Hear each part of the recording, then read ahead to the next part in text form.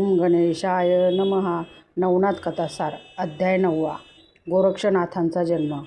अयोध्येहून मच्छिंद्रनाथ निघाल्यानंतर मथुरा, अवंती, काशी, काश्मीर, मथुरा, प्रयाग, गया आदी तीर्थ करीत करीत तो बंगाल्यात गेला. तेथे चंद्रगीर गावात उतरल्यावर भिक्षेस निघाला असता एका ब्राह्मणाचे घर दिसले. ते पाहताच त्यास भस्माची आठवण झाली. तो मनात विचार करू लागला की मागे मी भस्म मंत्रून दिले होते ते हेच घर. इथल्या यजमानबाईचे नाव सरस्वती. तिला मी 12 वर्षांनी परत येईल म्हणून सांगितले होते. तिचा मुलगा कसा आहे तो पाहावा असा विचार करून तो त्या घराजवळ गेला व बाहेरून त्याने तिचे नाव घेऊन हाक मारली. हाक ऐकून ती बाहेर आली व गोसावी पाहून भिक्षा आणून घालू लागली. तेव्हा खून पटण्यासाठी त्याने तिला तिचे व तिच्या नवऱ्याचे नाव विचारले. त्यावरून तिने आपले नाव सरस्वती, नवऱ्याचे नाव दयाळ व जात गौड ब्राह्मण सांगितले. तेव्हा त्यास खून पटली. मग मुलगा कुठे आहे म्हणून त्याने तिला विचारले असता मला अजूनपर्यंत पुत्र झालाच नाही असे तिने उत्तर दिले. हे ऐकून मच्छिंद्रनाथ म्हणाला, तू खोटे का बोलतेस? तुला पुत्र होण्यासाठी मी विभूती मंत्रून दिली होती ती काय झाली? असे विचारताच ती घाबरली व आपण ती उकिरड्यावर टाकली हे वाईट केले म्हणून तिला पूर्व पश्चाताप झाला. आता हा कानफड्या माझी काय दशा करील कोण जाणे. आता मी काय करू? ह्याने तर मला पक्के ओळखले असा विचार तिच्या मनात येऊ लागल्याने ती भांबावून गेली. तशात मच्छिंद्रनाथ पुत्र दाखवण्यासाठी वारंवार तिला टोचीत होताच. नंतर ती त्याच्या पायावर मस्तक ठेवून म्हणाली, योगीराज, माझा विश्वास नव्हता म्हणून तुम्ही दिलेला प्रसाद मी उकिरड्यावर टाकून दिला. ह्या माझ्या अन्यायाची मला क्षमा करा. ह्या बाईच्या नादी लागल्यामुळे त्यावेळी आपला मूर्खपणा झाला असे त्याला वाटले. पुत्रप्राप्तीसह सूर्याच्या वीर्याने अभिमंत्रण करून दिलेल्या भस्माची धूळदाणी झाल्याने त्यास रोखरोख लागली. ते भस्म फुकट न जाता त्याला देह झालाच पाहिजे असे वाटून ते भस्म कोठे टाकलेले त्याचा तपास करावा असा विचार मनात आणून तो म्हणाला, माते, जे व्हायचे ते घडून गेले. तुझवर जरी मी आता रागवलो तरी माझ्या पदरात काय पडणार? होणारी गोष्ट होऊन गेली. आता इतके कर, जेथे ते भस्म टाकिले होतेस ती जागा मला दाखव म्हणजे झाले. मच्छिंद्रनाथाने असे म्हटल्यावर तिची भीती उडाली. मग जेथे भस्म टाकले होते तो मोठा उंच गौराचा ढीग त्यास दाखवून येथेच भस्म टाकले असे ती म्हणाली. ती जागा पाहिल्यावर त्याने मुलाला हाक मारली की हरिनारायणा, सूर्यसुता, तू जर गौरात असलास तर बाहेर निघ. तुझा जन्म येथे झाला व आज 12 वर्ष ह्यात राहिलास म्हणून तुझे नाव गोरक्ष असे ठेवले आहे. यास्तव हे गोरखनाथा, तू आता उशीर न लावता बाहेर ये. इतके शब्द ऐकताच उकिरड्यातून शब्द आले की गुरुराया, मी गोरक्षनाथ आत आहे, पण गौराची रास मोठी असल्यामुळे बाहेर निघता येत नाही. गोवर एका बाजूस करून मला बाहेर काढावे. नंतर खाच उकरून गोरक्षनाथास बाहेर काढले. तो तेजपुंज पुत्र बाहेर येता सूर्यासारखा प्रकाश पडला. तेव्हा सरस्वतीस फार पश्चाताप झाला. असा पुत्र आपल्या हातून गेला म्हणून तिला तळमळ लागली व ती रडू लागली. तेव्हा मच्छिंद्रनाथाने तिला सांगितले की आता रडतेस कशाला? तो मुलगा तुझ्या नशिबीच नव्हता, मग तो तुला कुठून प्राप्त होणार? आता तू इथून जा, कारण माझा कोप प्रत्यक्ष अग्नीप्रमाणे आहे. तो ब्रह्मादिकांना देखील सहन होण्यास कठीण. आता व्यर्थ खेद न करीता जा, नाहीतर शाप मात्र घेशील.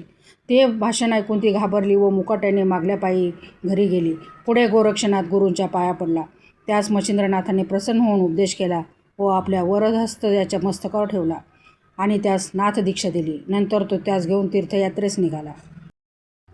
मच्छिंद्रनाथ गोरक्षनाथास घेऊन तीर्थ करत हिंडत असता जगन्नाथास जाण्याच्या वाटेवर एक कनकगिरी म्हणून गाव लागलं. तेथे येताच तो क्षुधेने व्याकुळ झाल्यामुळे त्याने गोरक्षनाथास भिक्षेस पाठवले. तो घरोघरी भिक्षा मागत असता एका ब्राह्मणाच्या घरी गेला. त्या दिवशी त्या ब्राह्मणाकडे पितृतीथ होती म्हणून चांगली चांगली पक्वाने केलेली होती. तेथे जाऊन गोरक्षनाथाने अलक शब्द केला. ते ऐकून घरधनीन बाहेर आली.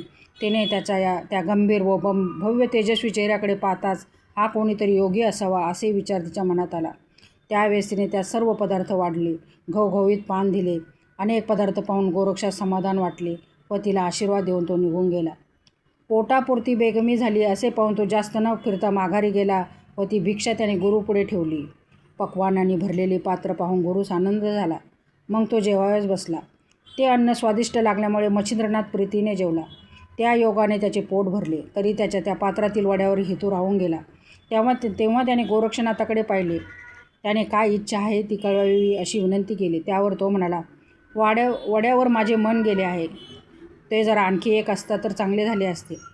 गुरुनी आपली वड्यावर आहे असे सांगताच तो आता जाऊन वडे घेऊन येतो असे बोलून गोरक्षनाथ पुन्हा त्याच घरी गेला व गुरुकरिता त्या बाईपाशी आणखी वडे मागू लागला. तेव्हा ती म्हणाली, गुरुचे नाव कशाला घेतोस? तुला पाहिजेत असे का म्हणतोस? हे ऐकून त्याने तिला सांगितले की खरोखर मला नकोत. मी गुरुजींची इच्छा पूर्ण करण्यासाठीच वडे मागून नेत आहे. तेव्हा ती म्हणाली, तुला बैरागी समजून मी भक्तिपूर्वक पुष्कळ पदार्थ घालून चांगले घवघवीत पान वाढून दिले. तू फिरून आलास. असे उत्तम अन्न वारंवार फुकट मिळते काय? हे तिचे शब्द ऐकून गोरक्षनाथ म्हणाला, मी तुला जे मागशील ते देतो, पण गुरुची इच्छा पूर्ण करण्याकरता मला वडे दे. हे ऐकून त्याची परीक्षा पाहण्याकरता तिने त्याचा एक डोळा मागितला. तेव्हा गोरक्षनाथाने डोळ्यात बोट घालून आतले बुबुळ काढले व ते तिच्या हवाली केले. तेव्हा डोळ्यातून रक्ताची धार वाहू लागली. ते साहस कृत्य पाहून तिने तोंडात बोट घातली. तिची छाती दडपून गेली. तिला त्याचा फारच कळवळा आला. ती 5-7 वडे घेऊन बाहेर आली व ते त्याच्यापुढे ठेवून हात जोडून म्हणाली, महाराज, मी सहज बोलले. माझ्या अन्यायाची मला क्षमा करा. दुसऱ्याकरता तुम्ही साधू अनेक प्रकारचे क्लेश आपल्या जीवास करून घेतात. असे म्हटल्यावर गोरक्ष म्हणाला, तू का खंती होतेस? वड्याच्या मोबदला मी तुझा डोळा दिला. तेव्हा ती म्हणाली, मजवर कृपा करून बुबुळासह अन्न घेऊन जा व माझ्या अन्याय पोटात घाला. मग गोरक्षनाथ तिचे समाधान करून बुबुळ व वडे घेऊन निघाला व परत गुरुकडे आला. त्याने डोळ्याचे व्यंग दिसण्यात येऊ नये म्हणून पट्टा बांधला. पट्टा बांधण्याचे कारण गुरुने विचारले, परंतु ते ऐकून त्याला दुःख होऊन तो वडे खाणार नाही व त्याची इच्छा तशीच राहून जाईल म्हणून त्याने पट्टा सहज बांधला म्हणून सांगितले. पण गुरुने डोळा दाखवण्यासाठी हट्ट घेतला. तेव्हा गोरक्षाने झालेला सर्व प्रकार कळविला व अन्यायाची क्षमा मागण्याकरता विनंती केली.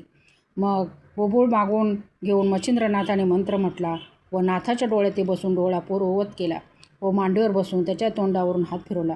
नंतर उभयतांनी भोजन केले. तेथे महिनाभर राहून मच्छिंद्राने त्या सर्व साबरी विद्या शिकवली आणि अस्त्रविद्येतही निपुण केले.